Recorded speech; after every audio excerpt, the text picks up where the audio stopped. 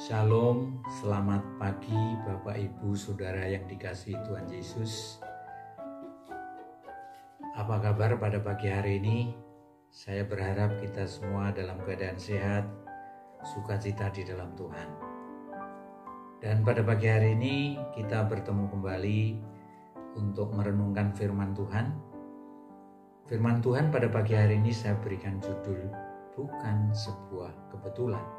Diambil dari Kisah Para Rasul pasal 28 ayat yang ke-7 sampai dengan 10. Mari kita baca bersama-sama. Tidak jauh dari tempat itu ada tanah milik gubernur pulau itu. Gubernur itu namanya Publius. Ia menyambut kami dan menjamu kami dengan ramahnya selama 3 hari. Ketika itu ayah Publius berbaring karena sakit demam dan disentri. Paulus masuk ke kamarnya. Ia berdoa serta menumpangkan tangan ke atasnya dan menyembuhkan dia. Sesudah peristiwa itu datanglah juga orang-orang sakit lain dari pulau itu dan mereka pun disembuhkan juga. Mereka sangat menghormati kami dan ketika kami bertolak, mereka menyediakan segala sesuatu yang kami perlukan. Demikian firman Tuhan, mari kita berdoa terlebih dahulu. Bapa di surga, Bapa yang Maha Kudus, Bapa yang kami sembah di dalam Tuhan Yesus, segala puji, hormat, dan syukur kami naikkan ke hadirat-Mu.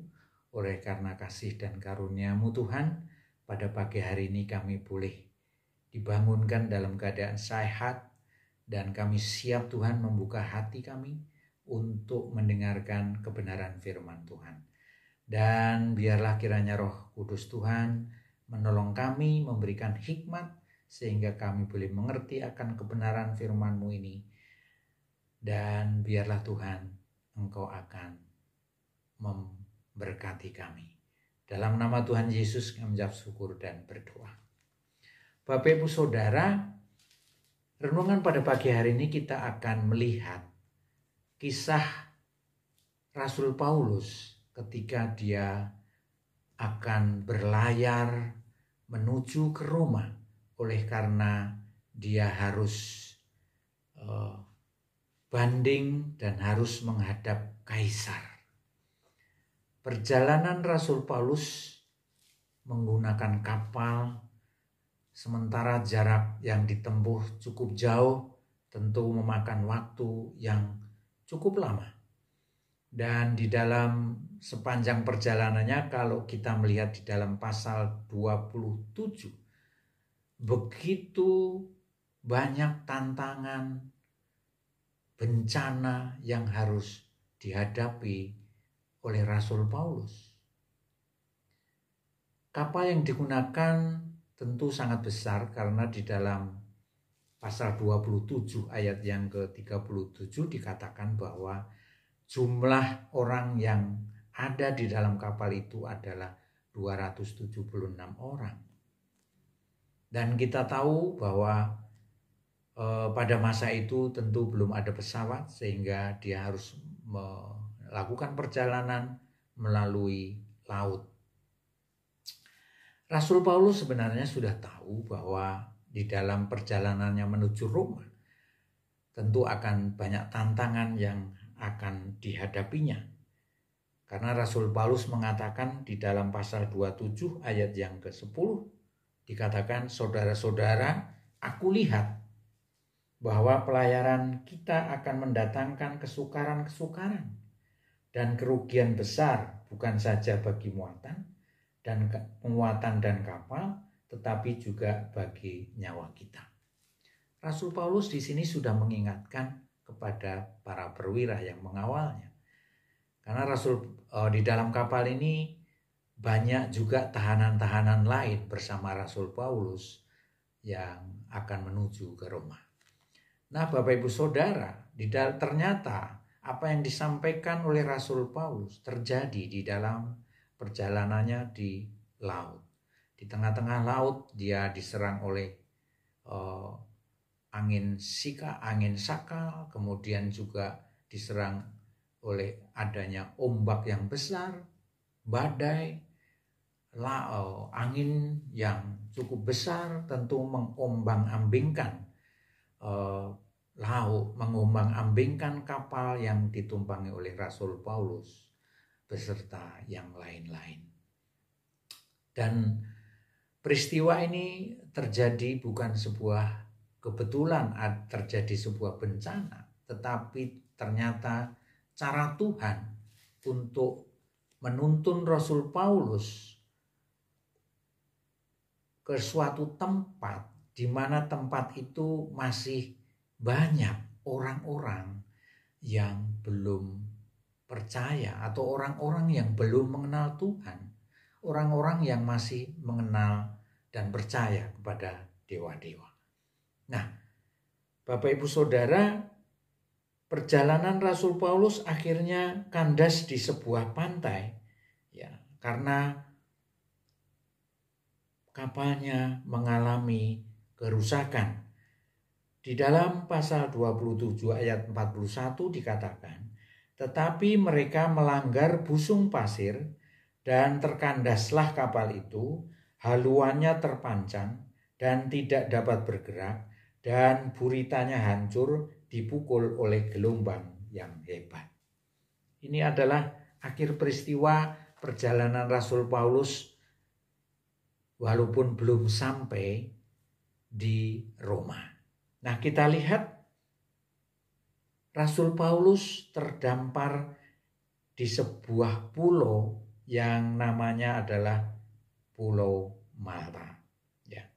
Di dalam pasal 28 ayat 1 dikatakan, setelah kami tiba dengan selamat di pantai, barulah kami tahu bahwa daratan itu adalah Pulau Malta. Pulau Malta bukan sebuah tujuan Rasul Paulus, tetapi tujuannya ada Roma dan masih jauh dari Pulau Malta, saudara-saudara. Tetapi Tuhan menghendaki peristiwa ini terjadi supaya Rasul Paulus terdampar di pulau itu. Nah, saudara-saudara, ketika sampai di pantai itu, semua penumpang tidak ada yang tewas, semuanya adalah selamat. Kenapa mereka selamat? Karena Tuhan menuntun mereka, menjaga mereka, menyertai mereka, karena di dalam kapal itu ada Rasul Paulus. Bahkan kalau kita melihat ke belakang, di dalam ayat-ayat sebelumnya, Rasul Paulus sudah mengingatkan bahwa tidak ada satu orang pun yang akan celaka karena peristiwa ini, kecuali ada yang memisahkan diri naik sekoci, mungkin itu akan terjadi celaka bagi orang yang memisahkan diri. Nah, Bapak Ibu Saudara, ternyata penduduk pulau itu sangat ramah terhadap Rasul Paulus. Mereka menyalakan api besar dan mengajak kami semua ke situ karena telah mulai hujan dan hawanya dingin. Ketika di pantai, sepanjang perjalanan diombang-ambingkan oleh ombak, sampai terdampar di pantai, di situ hawanya sangat dingin, bahkan hujan tentu semakin dingin.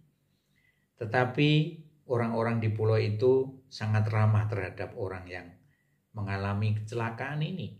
Dibuatkanlah api unggun, api yang besar, supaya semuanya bisa terhangatkan.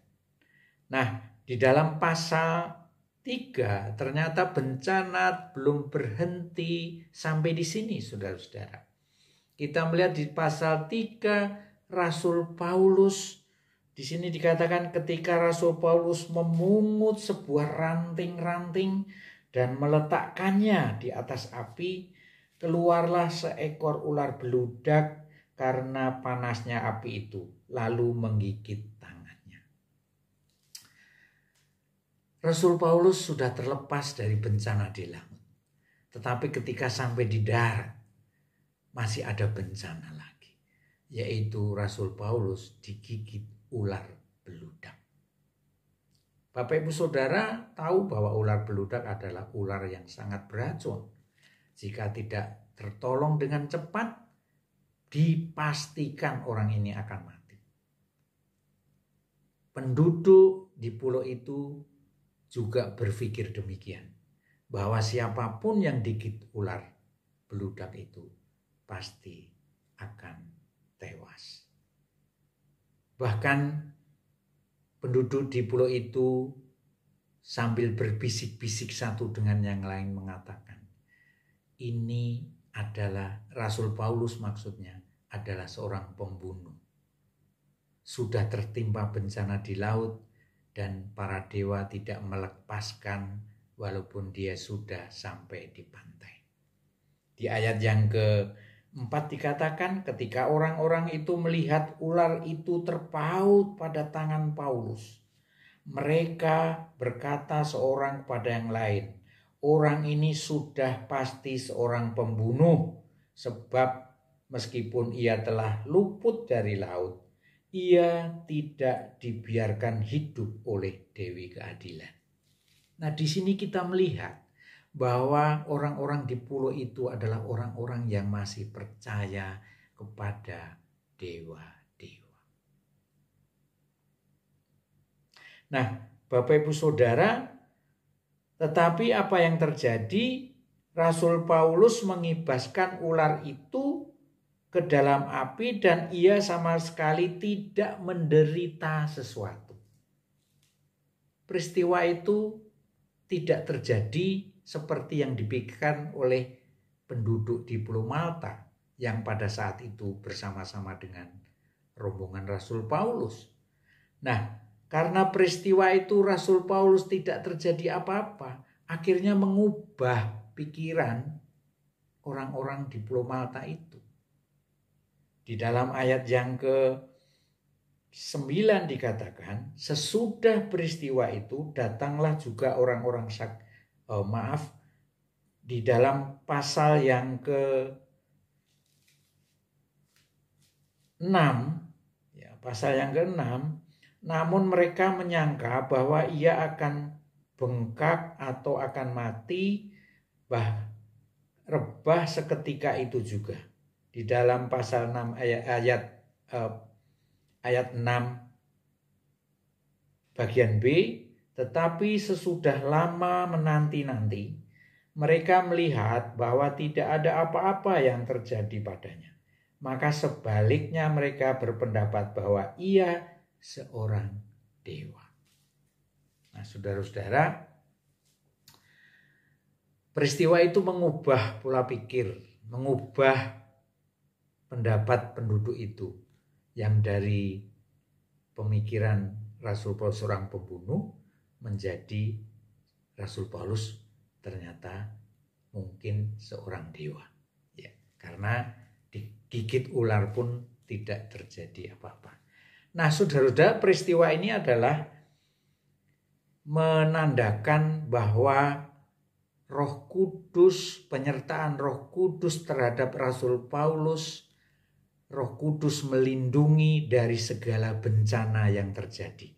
Dan ini adalah Tuhan menyatakan kuasanya kepada Rasul Paulus. Tidak terjadi apa-apa. 2 kali bencana dialaminya. Nah, ini juga bukan sebuah kebetulan, saudara-saudara. Tetapi ini adalah karya Roh Kudus. Bagaimana Rasul Paulus dipakai oleh Tuhan untuk menyatakan kuasanya kepada orang-orang di pulau itu. Nah, setelah itu saudara-saudara, Rasul Paulus dan rombongannya diterima oleh gubernur pulau itu yang bernama Publius. Gubernur menerima rombongan Rasul Paulus dan dijamu, dilayani dengan baik selama 3 hari di pulau itu. Ini adalah sebuah berkat yang luar biasa oleh karena Rasul Paulus menjalani apa yang menjadi kehendak Roh Kudus. Bapak Ibu Saudara, kemudian ketika Rasul Paulus sampai di rumah Gubernur Publius, ternyata di situ ada kakaknya yang sedang sakit, demam dan disentri. Apa yang dilakukan oleh Rasul Paulus? Kita melihat di dalam ayat yang ke-8, ketika itu ayah Publius terbaring karena sakit demam dan disentri, Paulus masuk ke kamarnya, ia berdoa serta menumpangkan tangan ke atasnya dan menyembuhkan dia. Yang dilakukan Rasul Paulus adalah berdoa dan menumpangkan tangannya. Lalu orang sakit itu sembuh. Peristiwa ini adalah peristiwa yang luar biasa yang dilihat oleh orang-orang di pulau itu. Setelah mendengar tentang Rasul Paulus yang sudah menyembuhkan orang sakit dalam nama Tuhan Yesus itu, maka orang-orang sakit di pulau itu semuanya datang dan minta disembuhkan oleh Rasul Paulus. Nah, Bapak Ibu Saudara, dari kisah Rasul Paulus yang kita baca pada pagi hari ini, kita melihat bahwa Roh Kudus kadang-kadang menuntun kita kepada zona-zona yang tidak nyaman, kepada persoalan-persoalan, kepada masalah-masalah kehidupan kita. Tetapi ternyata perjalanan Rasul Paulus yang penuh dengan bencana tadi, di balik itu Tuhan ingin menyelamatkan orang-orang di pulau itu. Ingin memberikan kabar baik kepada orang-orang yang belum percaya. Nah, di balik semua peristiwa itu ternyata juga Rasul Paulus mendapat berkat yang luar biasa. Yang pertama, berkat yang dia peroleh adalah dia diterima dan bisa menyampaikan kebenaran firman Tuhan atau Injil kepada orang yang ada di pulau itu. Yang kedua, dia disambut dengan baik, dijamu dengan baik. Kemudian ketika kita melihat ayat yang ke-10, mereka sangat menghormati kami dan ketika kami bertolak, mereka menyediakan segala sesuatu yang akan kami perlukan. Ini dampak daripada masalah yang dihadapi, ternyata ada hikmat, berkat yang luar biasa. Nah, saudara-saudara, mari kita renungkan kembali firman Tuhan itu. Kadangkala kita juga menghadapi peristiwa-peristiwa yang menekan hidup kita. Persoalan-persoalan keluarga, persoalan rumah tangga, persoalan orang tua dan anak. Bisa jadi di balik semua persoalan itu, Tuhan punya rencana yang baik. Tuhan punya rencana yang tentunya akan kita tahu ketika kita patuh dan tetap menerima segala apa yang terjadi dengan rasa syukur. Mari Bapak Ibu Saudara, kita merenungkan firman Tuhan ini agar hidup kita semakin dikuatkan, agar kita semakin melihat kehendak Tuhan di dalam setiap peristiwa yang terjadi dalam hidup kita. Terima kasih, kiranya Tuhan memberkati. Mari kita berdoa. Bapa di surga, Bapa yang Maha Kudus, Bapa yang kami kasihi, Bapa yang mengasihi kami mengucap syukur Tuhan untuk firman-Mu pada pagi hari ini. Biarlah kiranya kisah yang terjadi kepada Rasul Paulus yang begitu luar biasa Dan di balik semua peristiwa itu Tuhan, Engkau punya rencana yang baik. Dan di balik peristiwa itu berkat Tuhan juga berkelimpahan.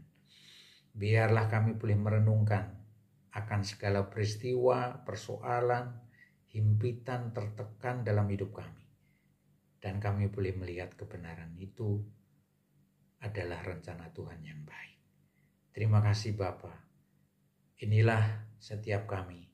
Berkatilah kami dan sepanjang hari ini kami boleh beraktivitas dan Roh Kudus menolong kami dalam setiap kehidupan kami. Dan Tuhan, Kau mampukan kami untuk hidup seturut dengan firman. Ampuni segala dosa, kesalahan, kelemahan kami ya Tuhan. Hanya di dalam nama Tuhan Yesus mengucap syukur dan berdoa. Amin.